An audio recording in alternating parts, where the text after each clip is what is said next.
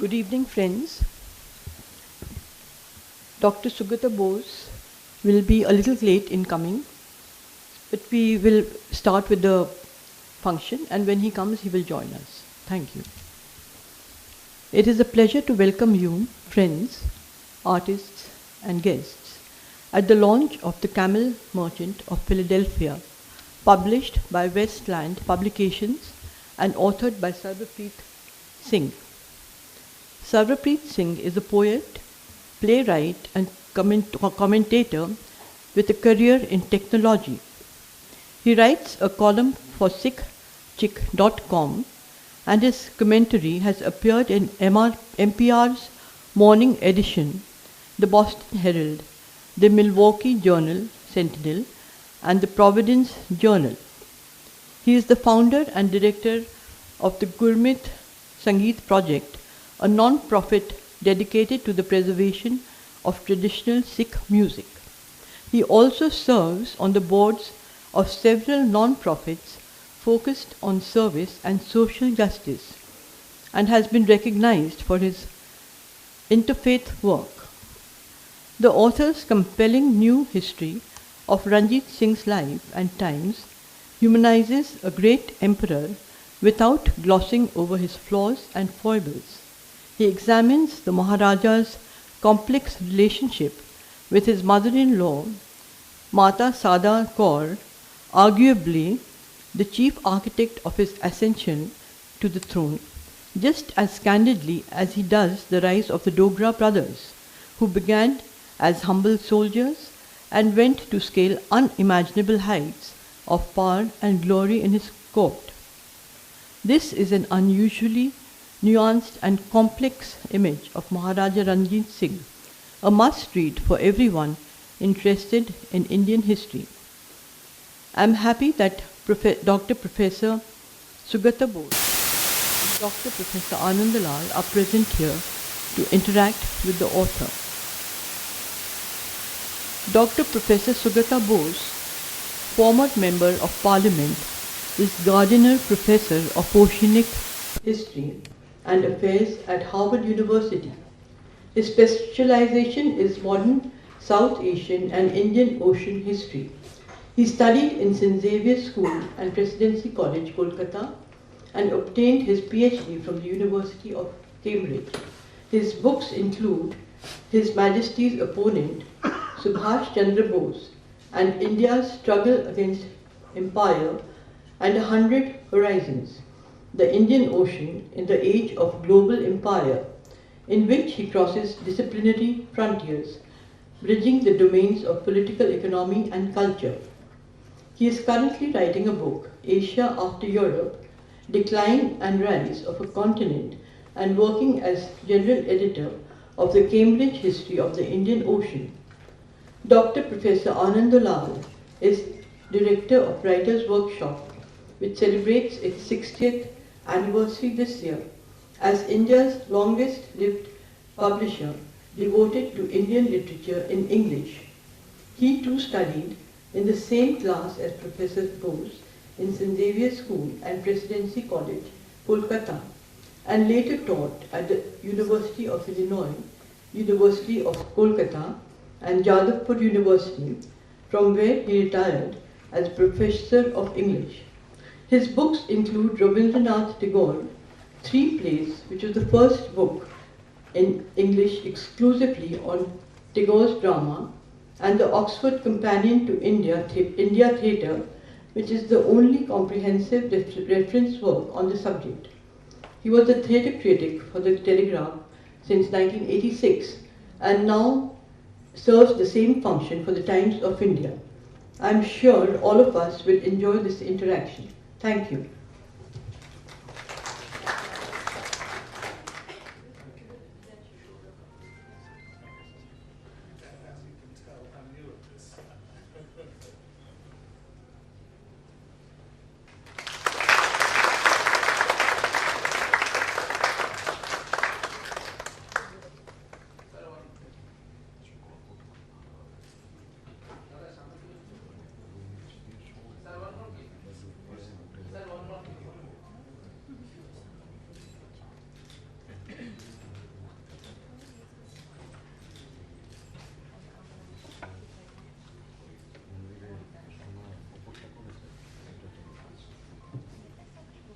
Good evening, everyone. Namaskar, and thank you for coming in such numbers for a subject that I'm sure you're so interested in that to hear me speak about it first would be actually a bit like a kebab mein haddi. You have the author here present, and he's the one who should be actually telling you what this book is about, which is exactly what I will request him to do.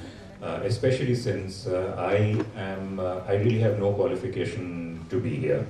I am not a historian. The only reason, or reasons perhaps, that I might be considered to be qualified enough to be on this podium is that half of my genes come from the Punjab, and that you will not be able to tell by looking at me, because obviously the Bengali part of me has completely overshadowed the Punjabi half. But that's about the only reason that I can cite for my presence here. Yet my ancestors came from Kapurthala, which doesn't figure in your book at all.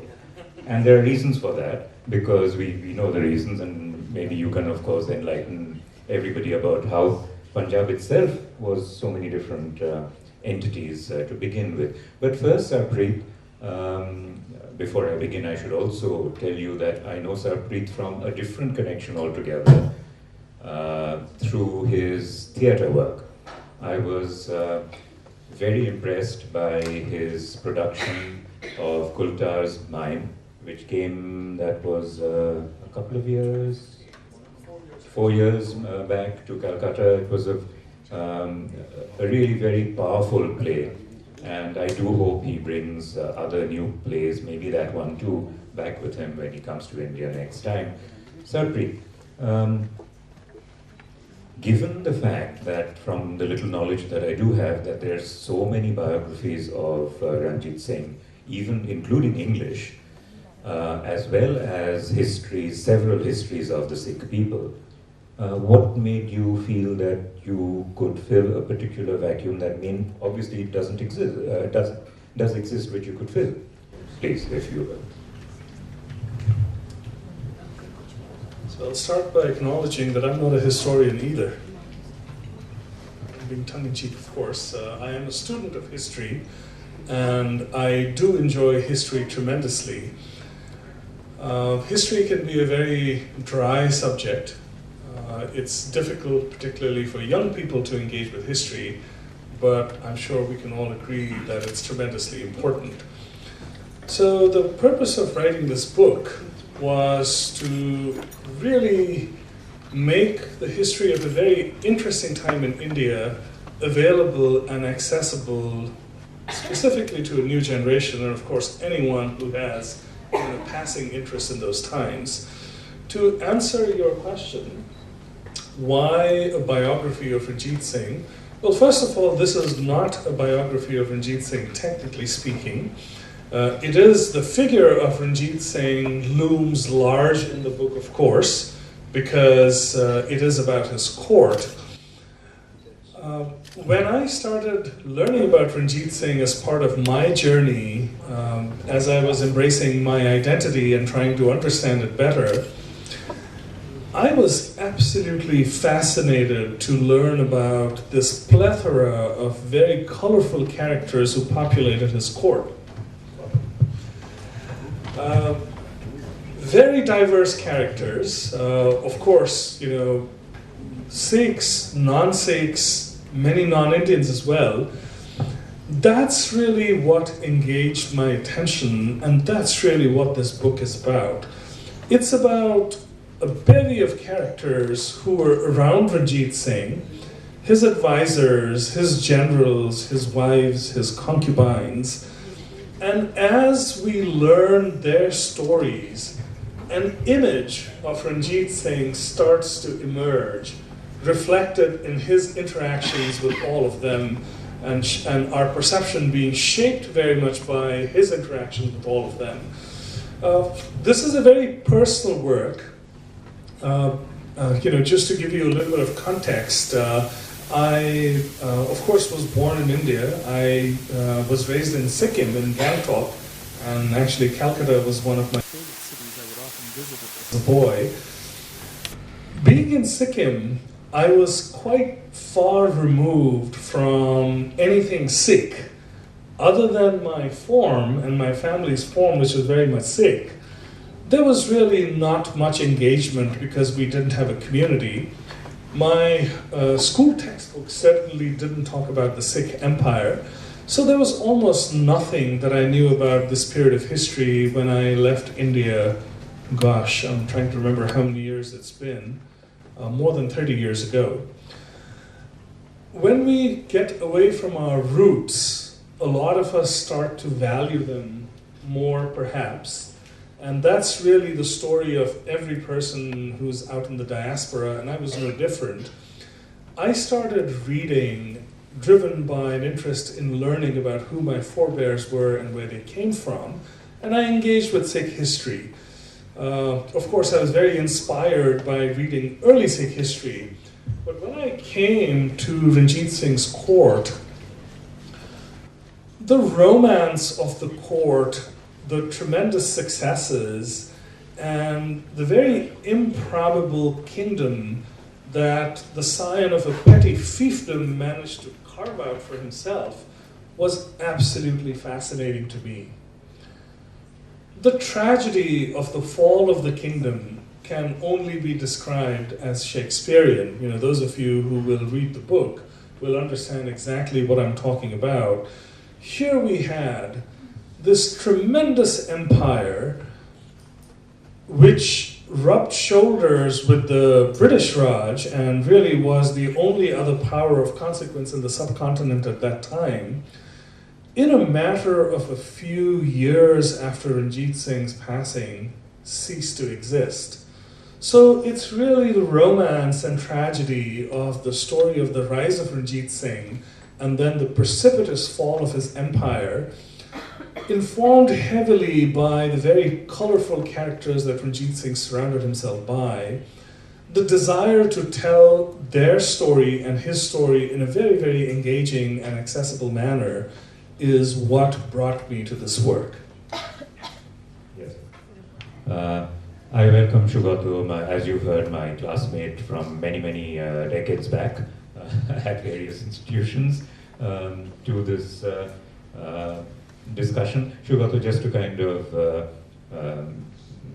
allow you to catch up on what we were talking about, I just asked why having this kind of collection of books on not just Ranjit Singh but also the history of the Sikhs. Why did he want to write a new book? Where was the requirement for that? And he's answered that to the best of present time constraints. What would you like to start off by asking Sarbpreet?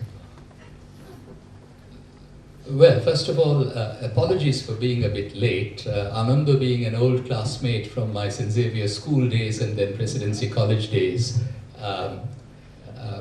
persuaded me to come and join him in this discussion of this wonderful book. And I already had another meeting earlier in the evening, and what's more, I arrived on a Qatar Airways flight from Boston at 3 a.m. Today. But I must say that the 12-hour flight from Boston to Doha and then another 5 hours from Doha to Kolkata was made much more enjoyable than it would otherwise have been by the company of this book, The Camel Merchant of Philadelphia. Also, before I say a word or two about the book and the history of the period, I just wanted to mention that I'm visiting the Birla Academy for the first time after the passing of Mr. B.K. Birla, and I just wanted to pay a tribute to him. I remember his voice very well from my childhood. He and Mrs. Birla would call my pediatrician father on the telephone, and I would often answer and then hand over the telephone to my father. So it has been a very long family association, and I hope that the institution with which he was so closely involved will continue to prosper with events such as these, but also the wonderful exhibitions that take place in this institution of art and culture. Now, this book is actually much more than stories about Ranjit Singh's court. There is, in the earlier chapters, the unfolding of the background of the 18th century in India. You know, Ranjit Singh's kingdom was established only in the 1790s. He did not formally become king until the beginning of the 19th century. And then, as was just mentioned, it lasted until 1839. Now, historians have provided a revisionist view of the 18th century in the last few decades. The British used to think of the 18th century as a period of chaos and anarchy, until, of course, in the course of the 19th century, Pax Britannica was established. But most historians have now shown how, in fact, the 18th century may have been a period of political decentralization, but it was not an era of decline by any means.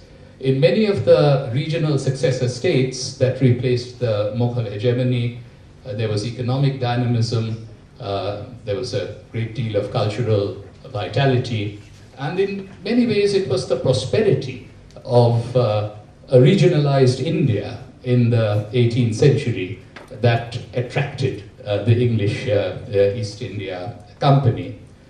But it wasn't as if there weren't disruptions. One of the major disruptions, which comes through very well in this book, was what happened in the Punjab, particularly from 1739 onwards.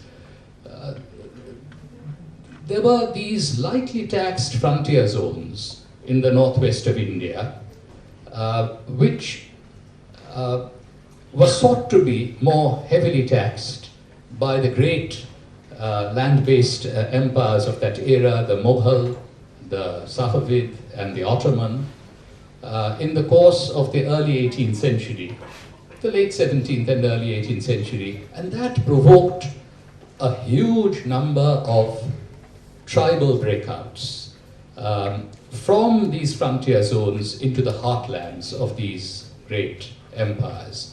And many of you will be familiar with the more dramatic episodes of these incursions. Nadir Shah's invasion of 1739 is very well narrated in this book, long before Ranjit Singh rose to power.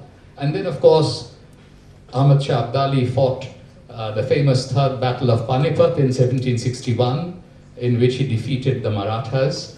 And I still remember, as a first-year undergraduate in Presidency College, we were presented with a question paper which had apparently been composed by Oshin Dasgupta, even though he wasn't there at the time.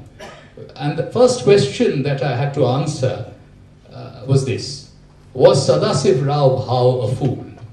Now, we had to reflect for a little while before we figured out that what Oshin Babu was asking us was what was the significance of the Third Battle of Panipat in Indian history.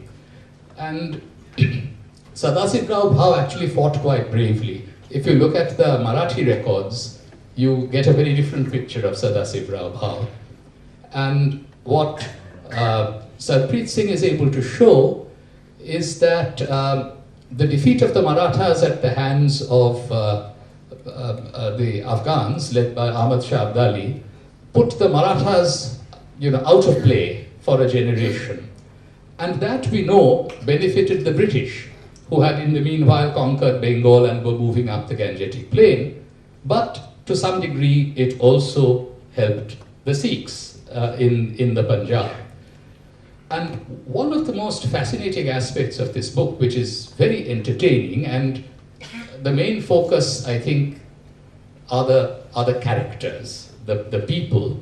But there is a context in which these characters, operated. And what's very clear to me is that how closely related the history of Punjab was with the history of Afghanistan and Afghans in this period, and also how closely interlinked the histories were of Punjab and Kashmir. And perhaps you can tell us a little bit more about how this actually played out. There were at least 9 invasions of Ahmad Shah Abdali into Punjab. We tend to remember only the famous one of 1761, but also the Dogras had a very complicated relationship with the Sikh kingdom of Ranjit Singh. And we all know that ultimately, by helping the British, they were able, through the Treaty of Amritsar of 1846, to acquire the Vale of Kashmir. They had until then just been the lords of Jammu. But perhaps you can, through characters such as Ahmad Shah Abdali or Gulab Singh Dogra or his brother, who was a Wazir of Ranjit Singh, tell us how, in fact, Punjab's history in this period is so interconnected with the history of Afghanistan and Kashmir. First, I have to thank you for your very insightful observations and comments. What you articulated is exactly what I was hoping to portray through the sections about the Afghans and the Sikhs. So, as Dr. Bose shared, after Nader Shah's invasion of Delhi in 1739, the landscape of the Punjab changed very dramatically. And it's important to put this in context, given what would happen in the next 60 years and culminate in the formation of the Sikh Empire. So, Sikhism was still a relatively new faith. So, it had only been a few decades since the passing of the 10th Sikh Guru, Guru Gobind Singh, which had been followed by a very robust military campaign by one of his lieutenants, Banda Singh Bahadur, who marched all the way from the Deccan to Punjab and brought some of the perpetrators who had exhibited tremendous cruelty towards the Sikhs to justice, only to fall very quickly at the hands of the Mughals and be tortured and killed. It was a very difficult time for the Sikhs. Lahore was, of course, part of the Mughal Empire and was ruled by successive governors. Right around that time, in the 1730s, the governor of Lahore was a fellow by the name of Zakaria Khan, who was a very able administrator. And at various times, he tried to reach out to the Sikhs. He wanted to pacify them, because the Sikhs had developed into a fractious lot. They would often be jockeying for power and territory, and they were slowly starting to flex their muscles. So Zakaria Khan made several attempts to co-opt the Sikhs, if you will, by offering them jagirs and so on and so forth, but decided at one point that the Sikhs were absolutely intractable, and the only way to deal with them was to get rid of them. So Zakaria Khan put a price on every Sikh's head. Right around the time of Nader Shah's invasion, if you brought a Sikh in, dead or alive, you would be paid a handsome bounty. That was the condition of the Sikhs at that point in time. It's mind-boggling to imagine that 60 years later, they would become the overlords of that entire region. And that's one of the most interesting stories that this book tells. Only in part, though, because that history is so rich that a work like this cannot possibly do it justice. One of my objectives in writing this, of course, is to pique the reader's interest to go and seek more along those lines. So what happened in the next several years was the Persian attack had broken the back of the Mughal Empire. the status of the Punjab was somewhat open to question. It was de facto still a part of the Mughal Empire, which was now weak. And Ahmad Shah Durrani, or Abdali, absolutely believed that it was part of his dominion because it had been ceded to him according to him. Maintaining control of that dominion was a different matter, however. So the Sikhs started slowly growing in power. The Sikhs had very strong republican sentiments. Any Sikh who had a horse and a sword was a chief. No less than any other chief in the land. Bowing to somebody else was absolutely out of the question. So slowly they started aggregating them into bands, which developed into little fiefdoms. And the term used to define these fiefdoms was the missals. So at the time of Ranjit Singh's rise, Punjab was under the de facto control of 12 of these missals. All of them had chiefs who were larger than life. They were all warriors. That's how they became chiefs. Nobody inherited anything. It was through their horse and sword that they established power. Some of these fiefdoms are very small. Some of them were large and powerful. They were constantly at odds with each other, jockeying for territory, for plunder. Yes, it's perhaps not polite to talk about that, but that's what soldiers did in those days. That was the imperative for warfare, plunder. So they would relentlessly fight against each other and jockey against each other.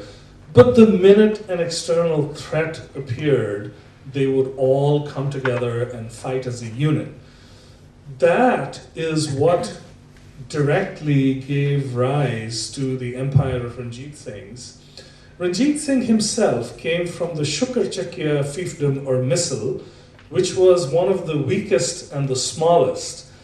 And through an extremely interesting set of circumstances, fueled in no small part by the ambitions as well as the talents of his mother-in-law, who was the wife of the chief of one of the other missals called the Kanhaiya missal, which is very powerful.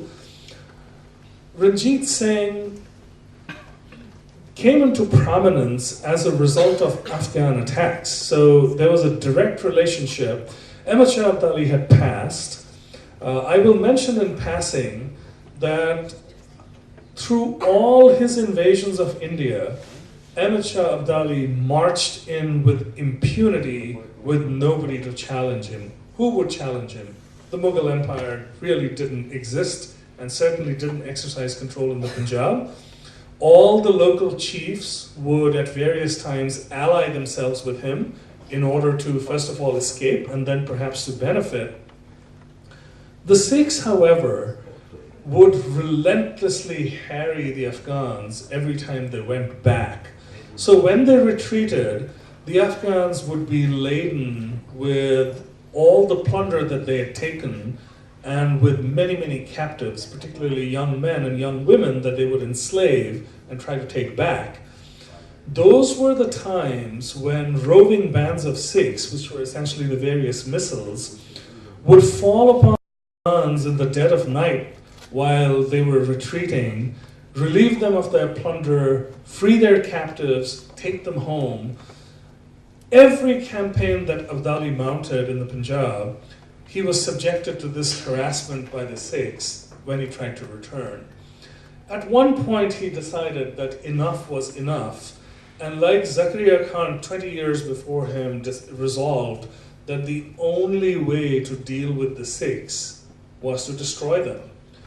In one instance, in one horrific massacre, which in Sikh history is known as the Vadaka Lukara, or the Great Holocaust, Ahmad Shah Abdali decimated tens of thousands of Sikhs, men, women, and children. By various estimates, close to 30 to 40% of the entire Sikh population was decimated in that one attack by Ahmad Shah Abdali, which happened in the 1760s. Given what the situation was in 1739, and given what the situation was in the 1760s, it seems so strange that just 40 years later, these people who were outlawed, set upon, relentlessly attacked, would establish an empire. And that directly came from the strength that had been built into the various missiles, and the fact that Ranjit Singh, through a very interesting combination of alliances and also in some cases battles, managed to combine all of these missiles and establish himself as the emperor. And of course, that was to have many, many far-reaching consequences in the further decades. I don't know if I answered your question. Yeah, sure. Ananda, you might want to come into the conversation, but I just wanted to say that the Afghan role in Indian history is quite a fascinating one. We all know in Bengal that the Afghan factor was very important for hundreds of years. And in fact, there were quite a few Mughal-Afghan conflicts for supremacy in the Bengal-Bihar region. Now, of course, the Afghans played to some extent a disruptive role, but in the course of the 18th century, they were also state builders in many parts of India. So if you think of the Rohilla sultanates around Delhi, and people have completely forgotten that free-riding Afghan cavalry went all the way to the deep south, and there were Afghan sultanates that were set up, which were quite stable in places like Kunur and Kodappa, in what is sort of today's Tamil Nadu. Of course, you gave a very good and detailed answer to my question about the Punjab-Afghan connection in this period. Kashmir, was in some ways a fiefdom first of the Duranis and then of the Sikhs. And ultimately, of course, if one reads the Kashmiri accounts, whether Persian histories like Saiduddin Shahbadi's Bagh-e-Sulaiman or poetry of that period, the Kashmiris were not entirely happy with either the Afghan overrule or the Sikh overrule of that period, accepting that things became much worse with the Dogra princely state from 1846 onwards. But I want to shift the conversation a little bit, if I may, because in passing, you mentioned the role of Ranjit Singh's mother-in-law. Now, there are two really wonderful chapters in this book on women. One is, of course, titled A Woman of Substance, and this is about Ranjit Singh's mother-in-law, Sada Kaur, without whose help and without whose intelligence, I don't think Ranjit Singh would have been able to build his empire. But there is yet another wonderful chapter titled The Dancing Girl of Lahore, and this was a Muslim courtesan, Bibi Moran, who was, by all accounts, the love of Ranjit Singh's life. And he even had to endure being whipped in the Akal Takht for that particular infraction. And I think he was sentenced to 100 whips, but it was reduced to one whiplash. But this relationship continued for a very long time. So perhaps you can tell us, there are other very strong female characters as well in this book. So which of these women do you think was the most significant in the life of Ranjit Singh?